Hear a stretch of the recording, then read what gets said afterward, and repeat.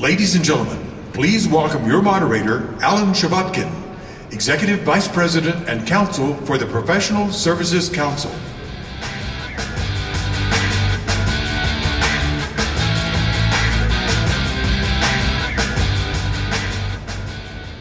Good morning, ladies and gentlemen. Thank you for joining us this morning for this session on the Senior Leader Panel. My name is Alan Chvotkin. I'm the Executive Vice President and Counsel for the Professional Services Council. PSC is pleased to be a founding partner of Acquire. We'll be a founding partner next year as well, so I hope you'll make plans to join us. PSC is a national trade association. We have over 400 member companies, all of whom sell technology and professional services to the federal government. What we hope to do today in this dialogue with two of the federal government's best senior leaders is to talk about some of the activities, emerging acquisition policy issues that we see in the federal government. Later after this session, PSC is pleased to be able to release to you, and we'll have a session on our acquisition policy survey. Survey we did of over 80 government officials. But today we want to look a little bit more closely into some of the policies that are driving the federal acquisition system today. As you well know, the federal government buys over $400 billion in the purchase of goods and services. It buys everything from A to Z. If you are aware of it as a consumer, the federal government buys that as well. It does over 13 million transactions, and so there's lots of opportunity for engagement, both in the government side as well as in the private sector as well. It makes its purchases from everything from small purchases all the way up to billion-dollar contracts. And those of you who want the billion-dollar contracts, I'd suggest you be on this side of the room, and those of you who are happy with the smaller purchase could be on the other side. But we're going to look at some of the trends that are taking place both within the government and between government and industry during this conversation, and we welcome your involvement as well. There are microphones available for questions. So this time I'd like to bring out my two panel members, please.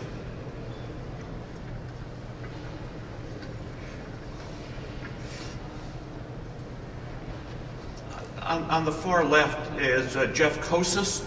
Jeff is the Senior Procurement Executive at the General Services Administration. I'll ask Jeff to provide more background on himself.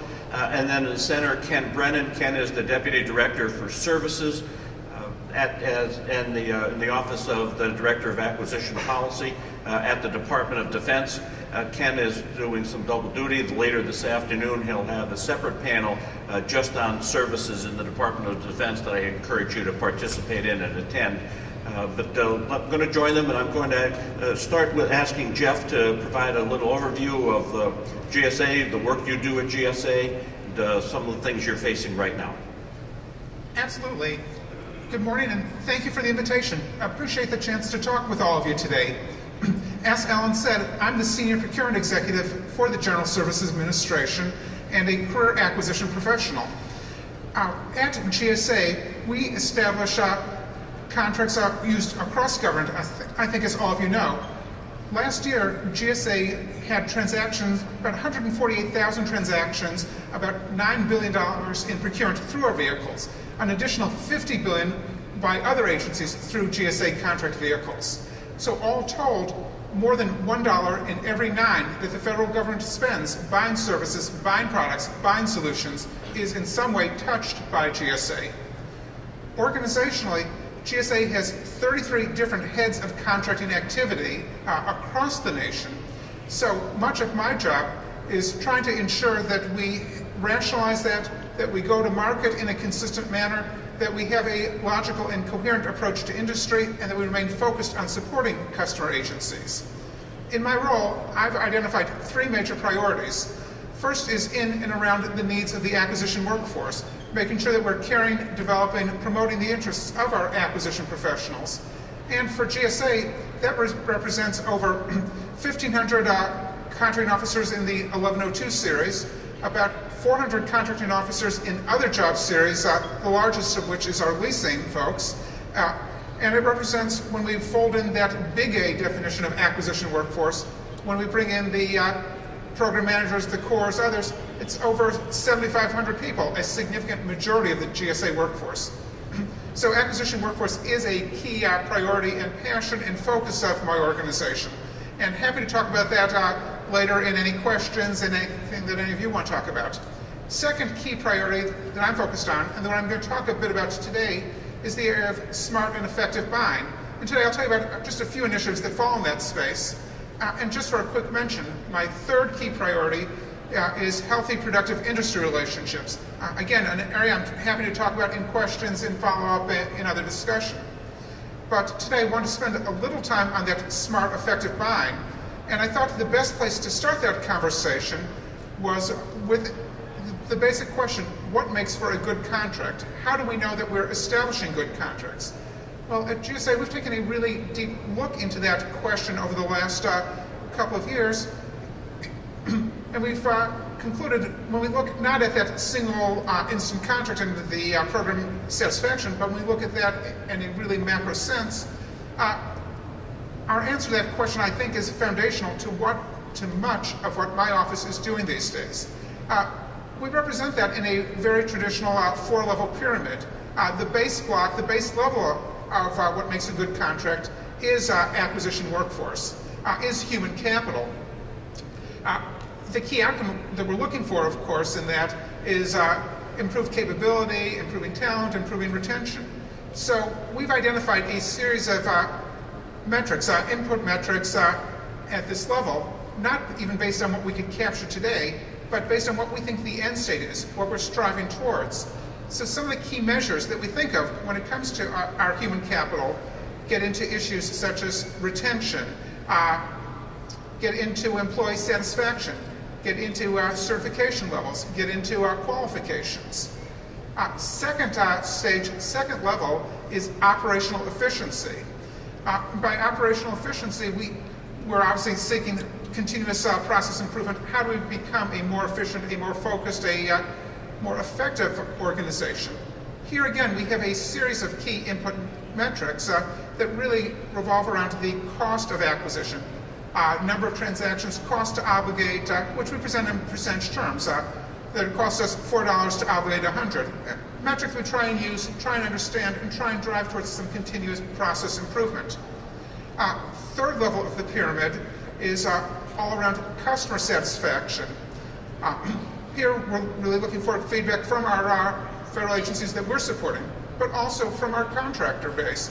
How well are we supporting the federal agency needs? How clear are we in the process? This is where the Acquisition 360 survey comes in, an annual survey going out now for the second year in GSA, where we ask our contracting officers, our program managers, our customers to really rate their satisfaction with the transaction at hand. Top level of that pyramid is all about savings and public policy. This is where we hit all the broad purposes of the acquisition process. It's where we have key metrics, of course, savings themselves, but environmental sustainability, small business support, things around competition, continuous improvement. And it's this definition of what makes a good contract that's led a lot of our work moving forward. We've started recognizing some of the tremendous power of data analytics to drive better acquisition. So using the competition example, there is a key metric across government looking at competitive one bid. Metric is exactly what it sounds like. Did we go out for competition, and did we really receive effective competition, or did we only receive one bid? And the goal, of course, is to increase competition to decrease the frequency of receiving one bid. So we took a look. How do we drive that? How do we improve that? Met with our competition advocates, who, of course, are the folks who really own that responsibility. And we quickly recognized that they're not aware of the situation. So we talked about a policy answer. We said we don't want to solve the competition challenge through policy. We want to solve it through analytics, through data. So we created a dashboard which we put in the hands of all of our competition advocates, all of our HCAs. And it shows them every buy that they had where they got one bid last time. When it comes up for recompete, and we're asking them, what are you doing to drive competition into the process this time? How are we going to move from a competitive one bid to a true competition outcome? So what we saw for last fiscal year, in doing that, was even as an agency, our total obligations decreased $200 million. Our competitive dollars increased $400 million. So by bringing the visibility, by bringing the focus, and by really charging our HCAs with responsibility on the metric, we're seeing some really positive results in and around our competition. We're able to do exactly the same type of analysis with our small business, another key area of focus for us. GSA's administrator, Denise Turner-Roth, is hugely focused on success of small business. And recently, she launched an initiative called Making It Easier. Again, I think the name is pretty clear. It's about making it easier to engage with, to work, to partner with the federal government. And so we've seen a number of things as that program is getting rolling. We picked our IT schedule, Schedule 70, as the pilot. And off of Making It Easier, we've now produced a plain language roadmap. Apparently there's some folks who don't speak fluent procurement, who have a bit of trouble translating what we put in our solicitation to the information we're actually asking for. Well, the plain language roadmap is designed to perform that crosswork, to translate procurement speak into English and to help companies understand the data that we're asking to complete their solicitation. It includes a small business springboard, really designed for the new startup companies, for the folks who are bringing innovative solutions in parts of the market where we don't feel that we have a really strong, really full presence.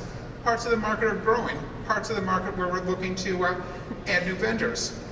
Hand in hand with that, we've opened up a fast lane, an accelerated process for those parts of the schedule that we're really seeking to grow. It's things such as healthcare IT, agile, cloud, a number of new growing areas. And again, we're taking a huge focus on data analytics. Recently, we've taken our annual forecast tool, something I think many of you are familiar with. The old version of the forecast tool, a few Microsoft Excel sheets that we post on a website once a year. We've moved away from that approach. We moved it instead into the acquisition gateway and used some of the power of our 18F organization to really create a digital version of that, something that is more impactful, that is easily searchable, easily manageable, and provides information to the small business community on new emerging opportunities. We're working with several other agencies across government to also leverage the small business forecasting tool. Here, I do need to give a shout out to DHS, who originated the concept, who was the first to go to market with something like this. But we will steal shamelessly. We see something good in the acquisition world, we want it, we're going to replicate it, we're going to share it. Mentioned 18F, that's the final issue that I want to at least share this morning before we move into the conversation item. Our administrator recently established a third service within GSA, the Technology Transformation Service. This is the folks who really bring deep expertise in digital to the government, really looking at how do we leverage and share best practices across agencies to improve citizen service, citizen engagement. From an acquisition standpoint, you should regard our Technology Transformation Service as a key requirements activity. They're going to be a significant buyer, as we're currently working with them in capturing, in defining, and recognizing many of their key requirements to enable them to go to market just very much around the goals, around digital transformation, around innovation, as they are going to continually press to streamline, to cut through some of the traditional acquisition process. For example, been a fair amount of press about their Agile BPA, where the technical proposal wasn't writing a 150-page proposal, it was build me an app. That's part of the innovation that we're trying to bring, and at least some sense of a few of the interesting things going on at GSA at the moment. Here, let me turn it over to my good colleague, Ken Brennan. Jeff's actually talked a lot about the things that we're also involved in, so I won't go over those again. We'll explore those as we go through some of the questions and answers. But some of the things that the DoD is working on that mirror that, but have a slightly different flavor. We are also monitoring small business and competition. We recognize that services acquisition represents more than half of our dollars spent, and it happens in very tiny transactions. The press goes to F-35s and shipbuilding, and those are huge programs that are extremely important to national security. As it turns out, the services support those as well. So we're trying to understand the total life cycle, work the acquisition from beginning to end through sustainment to ensure that we're doing right by the warfighters and the taxpayers in executing a lot of the things that Jeff talked about.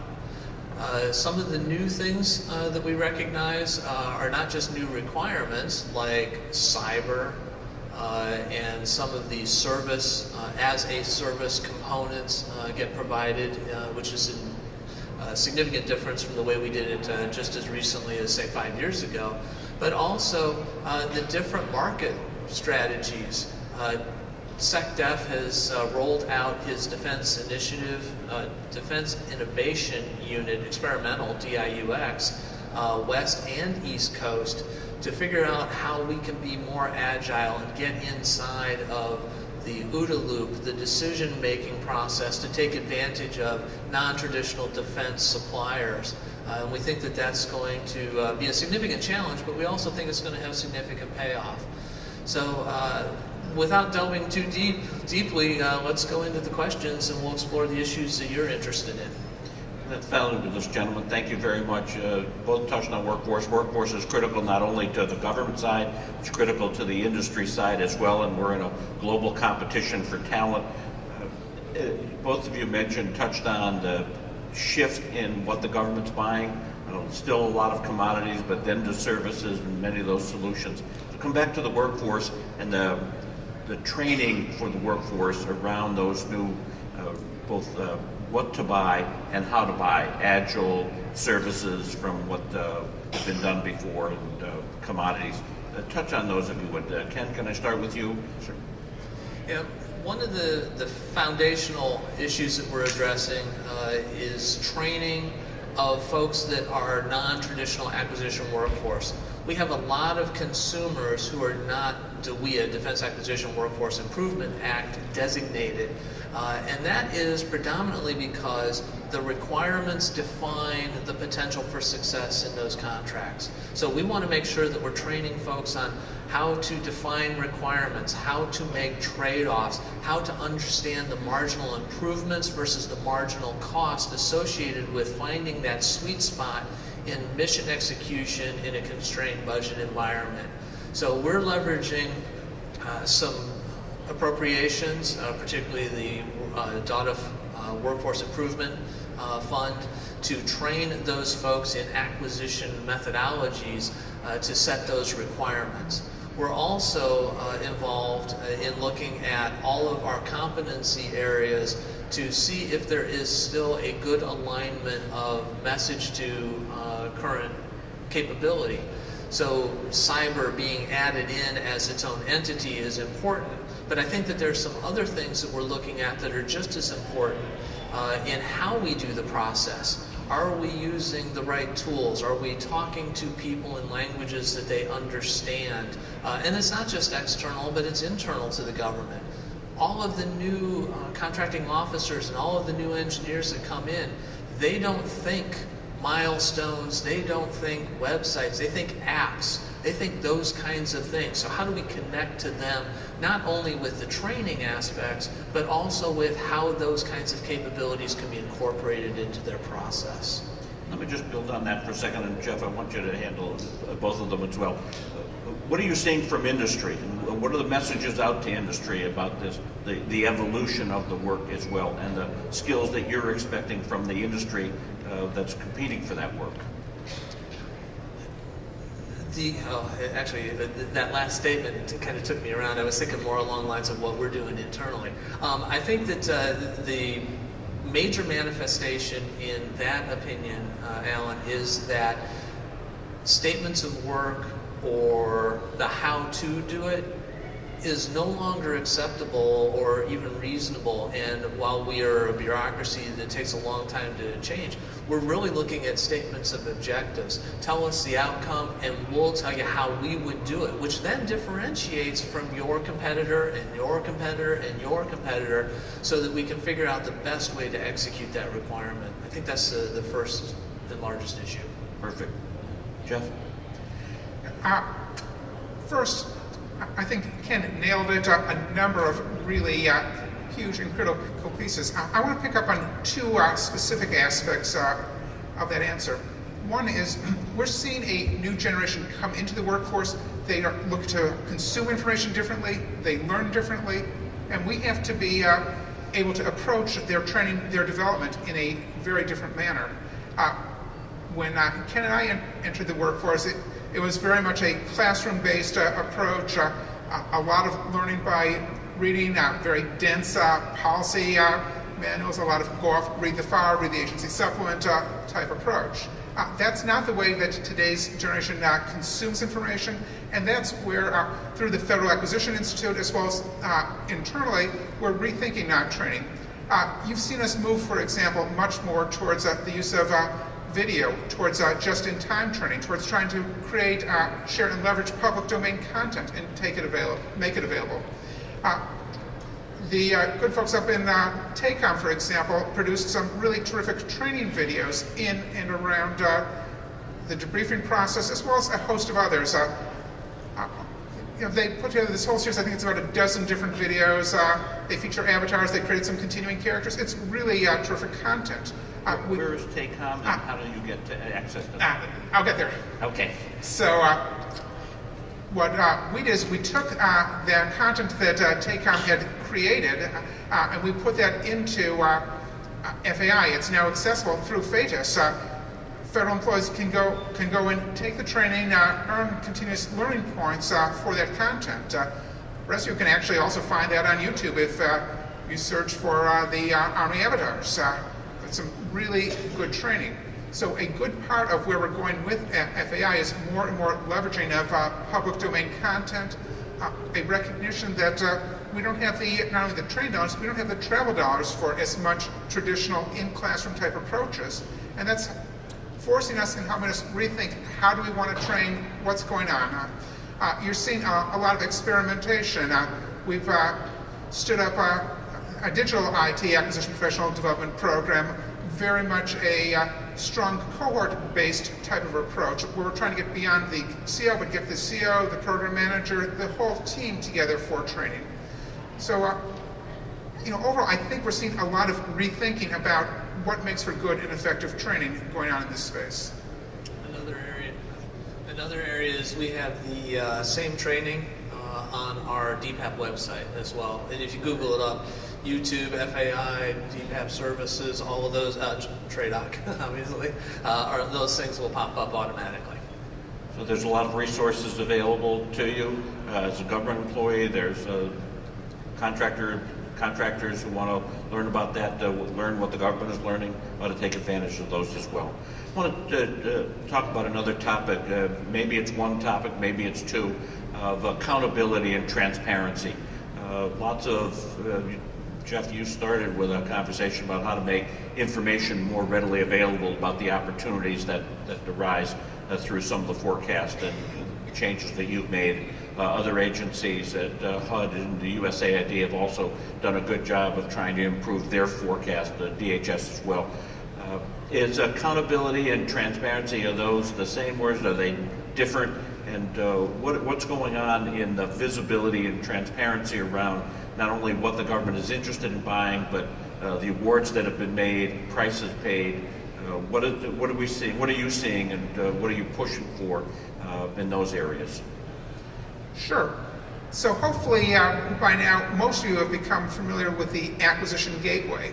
The Acquisition Gateway really feeds into the whole category management concept. And the gateway for the federal employees in the audience over the long term is intended to provide some incredibly rich and visible data, getting into how we buy effectively. It contains everything from sample statements of work to best practices to transactional data, prices paid, a host of other things. Part of what GSA has learned over the last couple of years is the incredible power of transactional data. Just as I spoke earlier about some of the other data visualization exercises that we've been engaged in. Well, with transactional data, what we've seen is every time that we were able to capture, consume, and use data, we've been able to translate that into some really significant price savings, often by better managing our demand, by getting a better handle on our requirements. Probably the simplest example on that is in our small package delivery services. Think FedEx or UPS. A few years ago, before we had any data, 90% of the shipments were by air. So we would be very good at, on a Friday evening, taking a package, putting it in FedEx to go fly down to Memphis, change planes, fly back up into Virginia to be delivered on Saturday morning and to be opened on Monday. Obviously not a particularly effective approach. By getting transactional data, by seeing the power behind that data, we've been able to move from having 90% of our shipments by air to having 40% by ground. Significant price savings, significant environmental benefit, and no degradation in service. So off of that lesson, off of similar lessons, and about half a dozen other examples, last year GSA proposed a transactional data reporting rule, a new GSA rule which would require our GSA contractors on government-wide contracts to provide full transaction level data which will be used by the category manager to better manage the spend in the category, data which would be used by GSA contracting officers to influence price negotiation, data that would be shared with federal customers to be used at the point of the instant purchase, and data which in some cleaned up form would be available to industry to understand their competitive market position. We're looking forward to finalizing that rule in the near future and using that as part of a whole effort to help improve our demand management practices, to improve the way that we buy, the way that we go to market. Alan, I think that there is a separation between transparency and accountability where we stand now. I think that they are closely related and that they should be part of the same sentence. But currently our execution, to use Jeff's example and just explore it a little further, FedExing something for delivery on Saturday. The transparency of seeing that I paid for overnight, it delivered on time, I got overnight, is transparent. But it doesn't necessarily include the accountability portion until you look at the policy and the requirement. So what we're working on, in addition to everything that Jeff described, we're trying to do the exact same things. We think that there is a need to mate up the requirements with that transparency to ensure accountability. And different accountabilities in different locations, different marketplaces are going to look slightly different. But I think that the two will continue to converge to where they will become one without the other would just be unnatural. You're also using, trying to build up the contract writing systems, the automated writing systems to make sure that the rules that are required for individual types of procurements are being included as another element of that. And that's important not only to the government side, but to the industry side as well. They should see or begin to see more commonality, more consistency in it. Jeff, I know that you've been making changes to their schedules program to improve the consistency and the uniformity across those. Obviously, both of those contribute to the accountability and the transparency as well. Yes is a good answer. Yes, very clearly so, yes. Fabulous. Let me touch, as a professional services council, services is our middle name, and I'm pleased to hear that in DOD it's now well over half of the spend. It ought to be more, so keep going in that direction. Let's talk about services for a minute, a short preview of what you're going to talk about in greater detail later this afternoon, in case some can't get there. Services is different than commodities, so talk a little bit about that difference, what you're doing in DOD on services. And Jeff, I know across the GSA schedules, you've created the new professional services schedule to bring together a number of prior schedules. Come back to you. Ken, I'll start with you, and then Jeff, ask you to address that services issue as well. Okay. Yeah, I've got a session this afternoon, 3:15 to 4:15 in room 147. I forget the letter that goes with it. It's in the brochure. We'll talk a little bit more deeply about it. But in general, we have recognized that the differences in services also incorporates not just the requirements in what you're buying, but who is actually providing that capability. when we think jets, when we think ships, when we think missiles, there are a standard list of folks that we think of straight away. Folks that you all know and read about in the papers and see the awards and do great and wonderful things with their hardware. They're engaged in a process that was designed for that hardware, and they know the system. In services, it's a much more diffuse supplier base. A lot of small business, a lot of people that don't get front page of the Post kind of press, for good or bad, which is very, not commenting one way or the other on that, but it's hundreds and thousands more of the different suppliers. The other thing that goes along with our challenge is that I have said from virtually day one in services that my bumper sticker was always anyone with $1 and a willing contracting officer can buy services. And that's a nod towards the fact that it is decentralized and it is such a small transaction that it doesn't really get the overview, the oversight, or even the exposure to the market research, market intelligence that our major weapons systems do.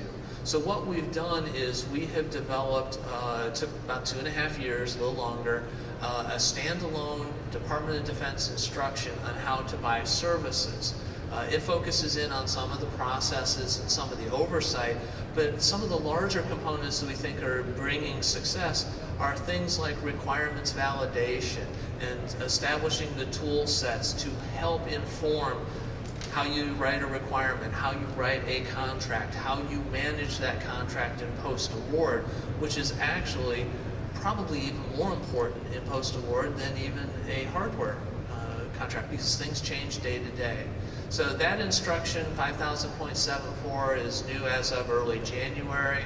The military departments and the OSD, Fourth Estate, everybody other than the MilDeps, are working on implementing that. It's a multi-year process, and I think that we recognize it, and this is our first step on a multiple iteration cycle on improving services. Jeff? So Tiffany Hickson is the category manager on professional services, and she has really been very active working across the federal community, taking a look at a series of issues.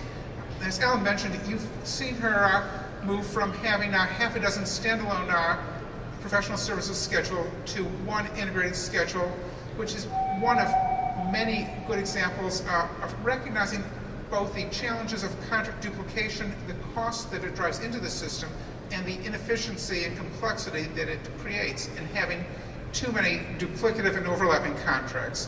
You've seen GSA establish a number of professional service multi-award task and delivery order contracts, essentially a GWAC, if you will, but outside of the IT space, so we don't want to use the GWAC term. But through contract vehicles such as OASIS, you've seen GSA really trying to wrestle with a host of questions around what makes for a good and effective contract vehicle. How do we listen to the federal community in defining a vehicle built in and around their needs? How do we empower the GSA acquisition workforce and program managers to be bold, to be innovative, to create something new, to manage it, to run off, and then to really ensure very strong, very sound, very consistent oversight across the vehicle. Across the schedules program, services are now well over 65% of the total spend. I think that continues to climb. OASIS is probably the most successful new contract vehicle created in a decade. No slight to any of the other really good vehicles out there, but OASIS, I think, has done some tremendously positive things and is great in helping us recognize how inefficient it is to have this endless proliferation of contract duplication. That's where we think a lot of the category management value comes around. If we're able to turn our attention to requirements definition, requirements management oversight, rather than this investing in creating the same contract endlessly, we're able to hopefully achieve significantly better results in the process. It's interesting that most in the industry are strong supporters of reducing the number of contract vehicles as long as my company is on one of those contract vehicles that's chosen. And so it sort of comes back to a competition question. You touched on it a little bit, Jeff, as did you, Ken. I want to talk about competition because the numbers are up, but I think those are, so I want to separate out whether the competition is increasing based on numbers, based on dollars, and based on who's competing for that work. You talked about one bid, you talked about other kinds of sole source awards where there is dedicated to one supplier. What's going on in competition? Ken, start with you in DoD. Competition is up, which is a good thing. We recognize that the data analytics can be sliced and diced different ways. We haven't changed our methodology and how we track that, but we are tracking other methodologies as well. The bulk of our competition numbers are based on the higher percentages in services, and that is driven by the number of vendors in that space that can do the types of services that we're looking for. There is only one aircraft carrier builder in the United States, and while there are aspects of competition that are being brought to bear because they are improving, breaking out of certain capabilities as standalones or as subcontracting, the bulk of our service improvements have come under services. We think that it is real competition. We are watching the one bid issue, and I think that the concept of what we call functional domain experts, which are somewhat equivalent yet supportive of the category management at the federal level, as they look through their portfolios, they'll be able to identify better and better capabilities in improving those competition numbers. Our competition numbers are also up. What we really think is the key, especially in the services space, is early and frequent industry engagement in the process. That's an issue that we continue to be challenged by, one that we continue to focus on. We continue to face a reluctance on part of some to have that really robust market research, to recognize that the more time we spend we spend way too much time in the evaluation process, way too little time in the market research and in the requirements definition process. So we're trying to right that balance, trying to shift more and more attention towards market research, towards requirement definition, much of which is based on the notion of bringing industry in early through the process.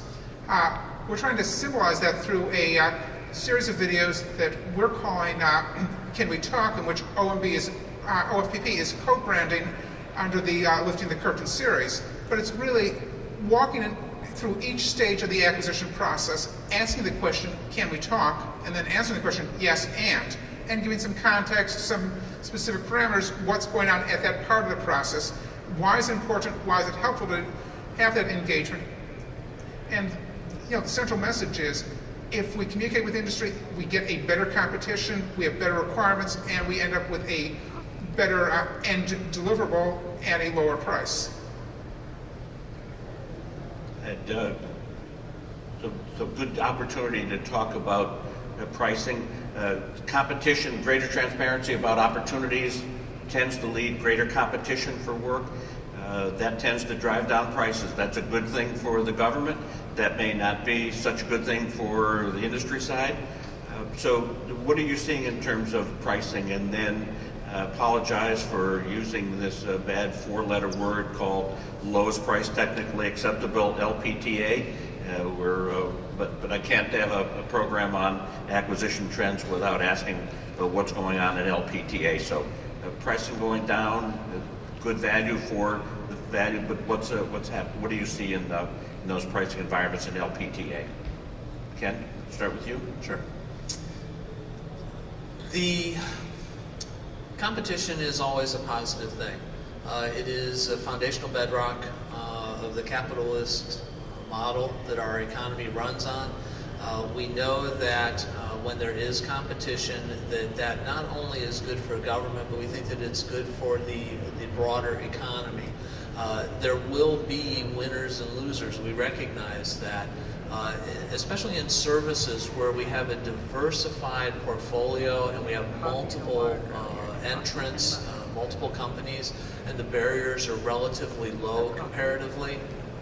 and that's a generalization against the major weapon systems, I know, but it encourages people to sharpen their pencil and to really work through potential innovations, evaluating their investments, understanding the customer's requirements. So that's a win for the warfighter and the taxpayers.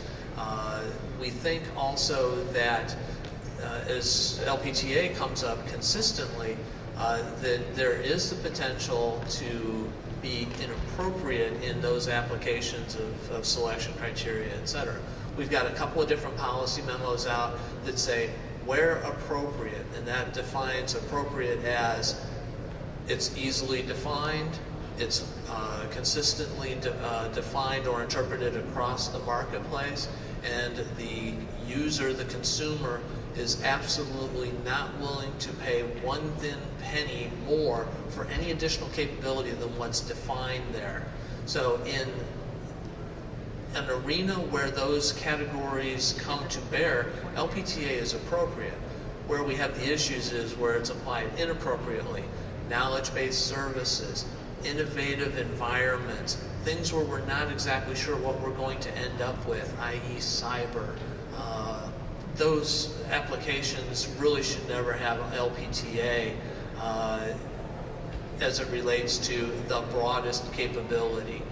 So we've got those policy memos out. But we think competition is a good thing, and it's actually an extension of our small business. The better that people get at the business, the more work they win, the better they do, they grow, and then other folks come in behind them and start new businesses, and it just repeats the process. We'll hold that thought on the small business and the growth. Come back to that in a minute on small business. Jeff, you want to touch on pricing and the policy, the LPTA within both GSA and then what you see on the civilian agencies as well? Sure. I think Ken said it extremely well. LPTA is a valid and important tool for the right buy and in the right circumstances. It does not make sense in most professional services.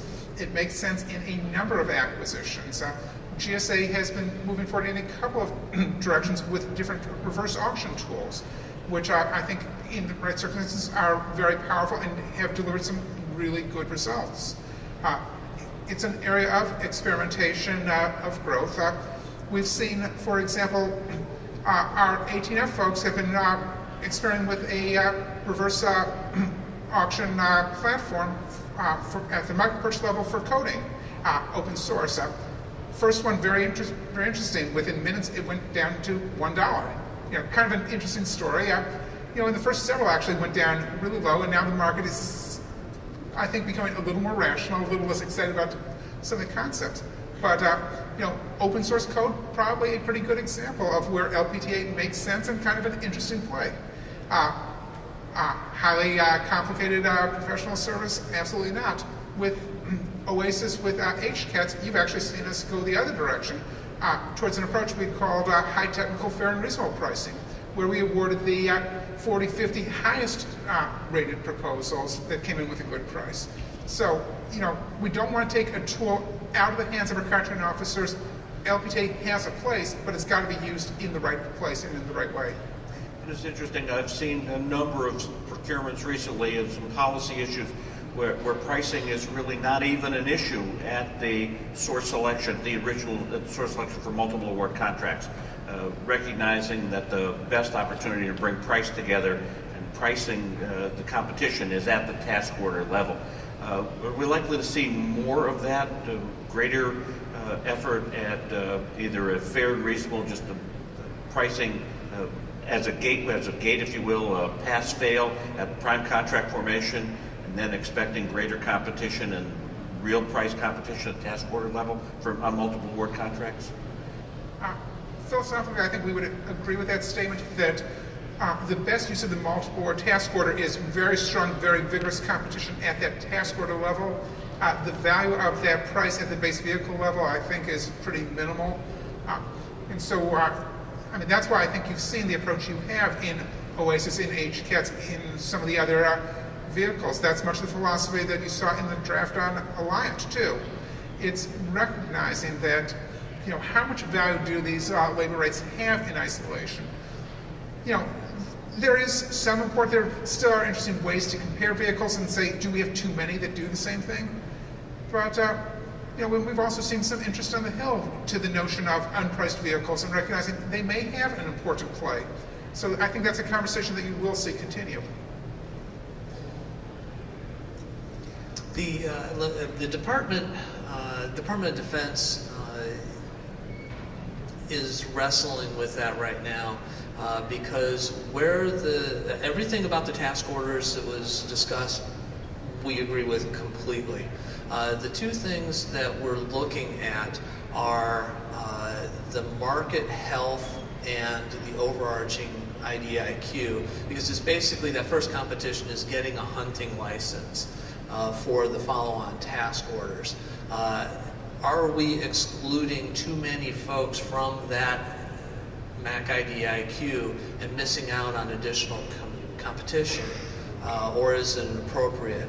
And is the use of an LPTA to get onto that IDIQ appropriate?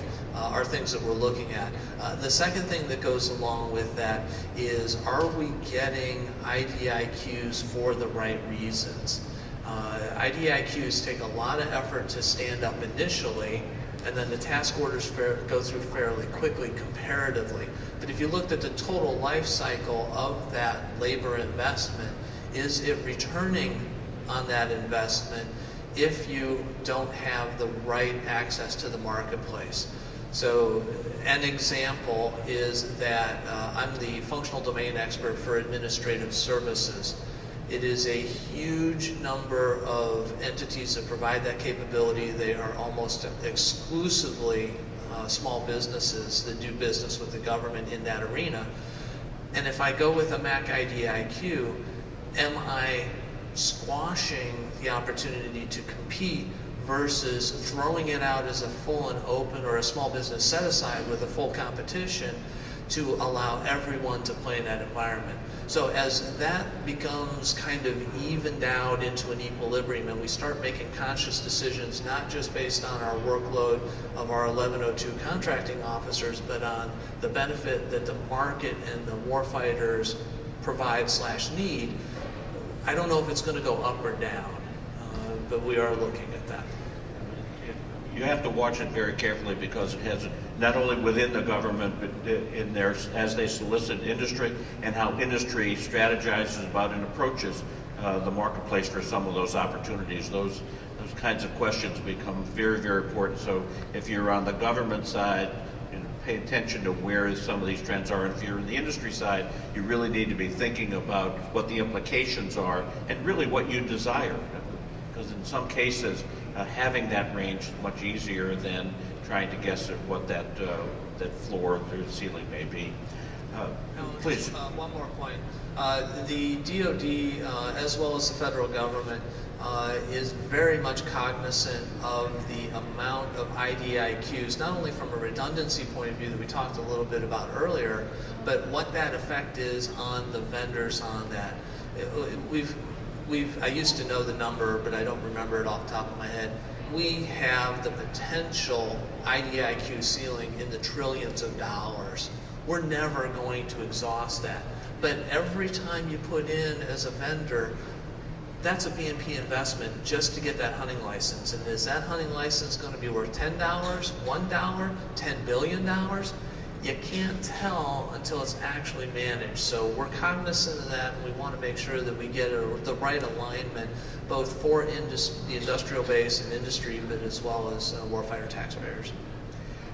One last area I want to touch on. So for those in the audience, if you've got some questions, please come forward to the mic and shout or wave your hands, particularly on your left, my right, so I can see you. But this is around the area of the velocity of change in the regulations. Jeff, you're a member of the Federal Acquisition Regulatory Council. You're a signer on all of the rules that come out from the Federal Acquisition Regulation, as well as issuing a fair amount on your own. Ken, within your office in the Defense Procurement, you too, a member of the FAR Council. there is an enormous number of rules, some of them driven by statute, some of them regulatory initiatives in the agencies. Haven't we had enough rules? Don't we cover enough already? Or are we likely to continue to see velocity of change, which will drive both who can compete as well as the skill sets on the government side? I've sort of laid out my bias already, which is, don't we have enough? That's a slightly cooked question there, but that's okay. Now, when we talk about the rules, I think it is helpful to talk about the origin first. As you said, a number indeed come from executive orders, come from statutes. But I think a really seminal moment for me was my first FAR Council meeting. There was a chart that said, what is the origin of each of the rules that we're talking about? And within that conversation, we identified, I think, 6 of the rules under discussion originated in executive orders, 5 in statutes, and 5 were priorities of the Department of Defense. I think all those are terrific. Fully support all of the defense priorities, but there's also, I think, a really notable gap that there were nothing about the civilian agency priorities and what rules do we need that makes the acquisition process easier, more effective for the federal agencies. So over the next several months, Bill Clark, who's the chair of the Civilian Agency Acquisition Council, and I invited ourselves to meet with all of the civilian agencies who make up the CAC, and almost all of them accepted and said, yes, please come talk to us. And our question was, talk to us about the pain points. What regulations are most strangling you? Where do you most need clarification, need regulatory relief, need some change? And we absolutely walked away with a couple of key areas, regulations that they said would make their lives significantly easier. So I wouldn't say a regulation in itself is a bad thing. It's a question, are we putting in place the right regulations? Are we pruning out the ones who've outlived their usefulness? Are we getting rid of unnecessary reports and burdens and things that don't add value? So I think our challenge in the regulatory process is to promoting an agenda of simplification, of eliminating unnecessary rules, but there is a definite need to allow more innovation, to take our process out of the equation. For example, when we met with the agencies, we heard from, I think, every single agency that if we could address incremental funding, that would make acquisition significantly better. So that's a need for a new rule, a rule that results in a better outcome. Jeff's got it. He's got his fingers on the pulse quite well. The only thing that I would add is that I don't see a change. I don't see it slowing down. The constitutional construct of the separation of powers, the individual stakeholders and how they tie together, all of these rules came about for a very good reason. And the bad ones, they don't get in. You know, there's a whole council that says if this doesn't make sense, especially for the ones that are generated internally. Those things that come from outside, executive orders and statute, those get done.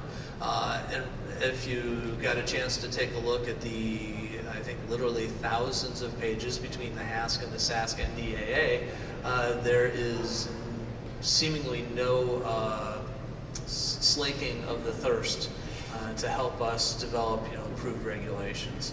That's a career-enhancing opportunity for me, and give us a chance to talk about this next year at Acquire when we're talking about the senior leader panel and some of the changes that have been taking place.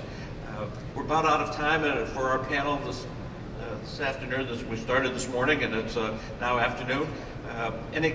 Welcome any comments or questions from the audience besides a hooray? Well, if there are none,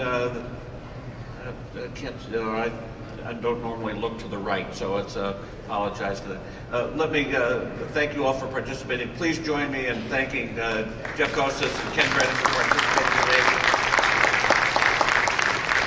Please plan on coming back here at 1 o'clock for a presentation that the Professional Services Council will make about the release of our acquisition policy survey, the 2016 version. We'll talk about some of these same issues of communications and competition and workforce challenges. Good luck at the rest of the conference today, and we look forward to seeing you soon. Thank you very much.